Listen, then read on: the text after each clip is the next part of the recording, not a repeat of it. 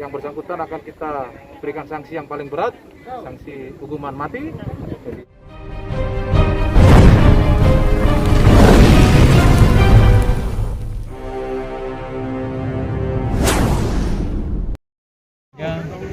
kita bersyukur kepada Tuhan Yang Maha Kuasa, kita berhasil mengungkap kasus pembunuhan berantai yang dilakukan oleh saudara Tinus. Kita juga mengarah analisa kita ke kelakuan ataupun kelainan daripada pelaku, mungkin bisa diklasifikasikan sebagai predator, karena korban yang kita berhasil ungkap keduanya merupakan perempuan berusia belasan tahun, kemudian dengan cara dan motif yang sama, dengan mengajak atau menawarkan pekerjaan, menawarkan perkenalan, setelah itu dilanjutkan dengan berkunjung di suatu tempat, di sana kemudian dipaksa untuk diperkosa, diajak untuk berhubungan badan. Kemudian kedua orang korban tidak mau dan dipaksa dengan ancaman sebilah pisau. Setelah korban tidak berdaya, dibunuh. Kemudian pelaku melakukan pemerkosaan, sangat keji sekali, sangat biadab sekali. Kemudian korban pun sempat mengambil barang-barang yang dimiliki oleh korban. Nah, jadi pelaku sempat mengambil barang-barang yang dimiliki oleh korban. Kemudian pelaku sempat juga di Facebook, yang dimana pelaku sempat berkomunikasi dengan korban, sempat menanyakan dan memberikan komen. Di sana menyampaikan bahwa kasihan sekali si Nona, di mana rumahnya kok? Ternyata dia berusaha untuk mengaburkan perbuatan pidananya. Karena berkat bantuan dari teman-teman Perserso, teman-teman dari Polres Kupang dan masyarakat serta rekan-rekan yang lain, kita berhasil mengungkap peristiwa pidana ini yang sudah menghebohkan dan terjadi mulai dari bulan Februari, kemudian terakhir di bulan Mei. Nah, ini semua sekali lagi berkat kerja keras kita dan dukungan dari rekan-rekan yang ada di sini. Untuk yang bersangkutan akan kita berikan sanksi yang paling berat, sanksi hukuman mati, jadi pasal 338 dan 340.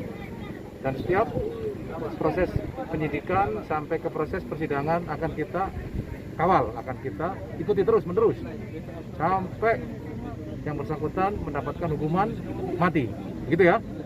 Nah, kemudian himbauan saya kepada masyarakat harus lebih waspada dan berhati-hati dalam bermedsos. Nah, ini penting. Nah, jangan sembarangan mau menerima ajakan dari orang lain, baik itu hal-hal yang menggiurkan atau menarik perhatian kita semua. Mungkin menawarkan pekerjaan dengan gaji yang sangat besar, yang sangat tinggi, kemudian menawarkan kita barang-barang secara gratis. Nah, ini harus diwaspadai. Kita tetap berkomunikasi, tetap menyampaikan sesuatunya kepada orang-orang terdekat kita, bisa kepada keluarga, bisa kepada kakak kita, adik kita, bahkan kepada kita, Pak Polisi, dan dengan juga Pak Tentara. Ya, jangan segan-segan kepada masyarakat semuanya.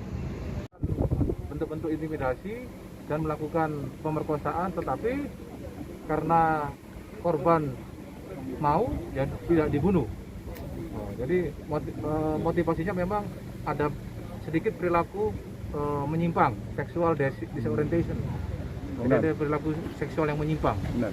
Tadi dari rekonstruksi itu terlihat bahwa korban itu sudah meninggal. Apakah itu tetap masuk ke kategori pemerkosaan atau pembunuhan yang dilanjutkan dengan hubungan dengan mayat?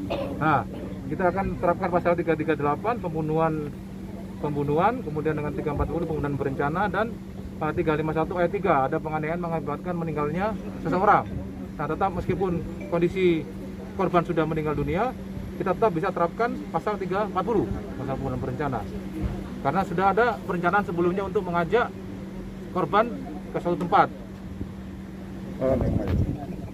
Oh, belum. Persetubuhan dengan mayat, untuk hukuman kita akan lapiskan juga persetubuhan dengan mayat, tetapi kita akan memberikan dia hukuman yang paling berat. Jadi hukuman yang berat ada di pasal 340, ya, hukuman mati di sana. ya ada pembunuhan berencana. Begitu ya Pak? Tadi ada korban yang diperdayai tapi tidak sempat dibunuh. Itu Ya, kira-kira ada berapa orang? Sementara informasi dari tersangka ada sekitar 2 orang. Siap. Nah, sementara kita sedang lakukan penyelidikan mendalam. Harapan kami ini bisa terbuka semuanya bahwa perilaku-perilaku menyimpang seperti ini harus kita berikan tindakan tegas dan memberikan efek jerak kepada masyarakat semuanya. Ya ini jangan sampai terulang lagi. Ini merupakan yang pertama dan terakhir. Terima kasih. Ada berapa adegan semua komandan dalam rekonstruksi ini? Dari sekitar 95. Hampir 100, sorry. Hampir 100. 104 tadi, 104. Terkesan yang bersangkutan seperti ada kelainan. Mungkin terlepas stres atau bagaimana, tetap dingin. Tapi menjawab pertanyaan yang kita sampaikan juga dengan tenang.